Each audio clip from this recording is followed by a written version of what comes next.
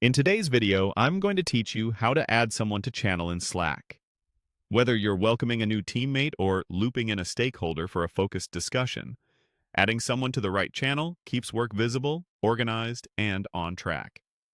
I'll walk you through the process and share a few quick tips so you know what to expect. First, open Slack in your desktop app or web browser and make sure you're signed in to the correct workspace. You'll need to have permission to add members to the channel you're working in. For public channels, most members can add people, but for private channels, only existing members can invite others. If you don't see the option to add people, your workspace settings or channel permissions might be restricting it. Start by navigating to the channel where you want to add someone. You can find it in the sidebar, or use the search bar at the top to jump straight to it. Once you're in the channel, click the channel name at the top of the screen. This is the header area that shows details like the channel's name and description. Clicking the name opens the Channel Details panel on the right, where you can manage settings and view information relevant to the channel. In the Channel Details panel, select Members. This section shows who's currently in the channel and often includes options to manage membership. It's a helpful place to confirm whether the person might already be a member, and it gives you a clear view of the current audience for the channel.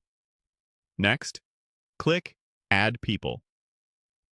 Slack will open a prompt where you can search for the person you want to bring in. Start typing their name or email, and select the correct profile from the suggestions. If your workspace requires it, Slack may ask you to confirm whether you want to invite them to the workspace first before they can join the channel.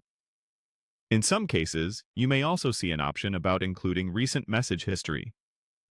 Choose what makes sense for your context, then confirm to finalize the addition. Once added, the person will be notified and can jump straight into the conversation. If you don't see the Add People button, it may be because the channel is private and you're not allowed to invite others, the channel is shared with another organization, or your admin has limited this action. In that case, reach out to a channel owner or your workspace admin for help. And that's it.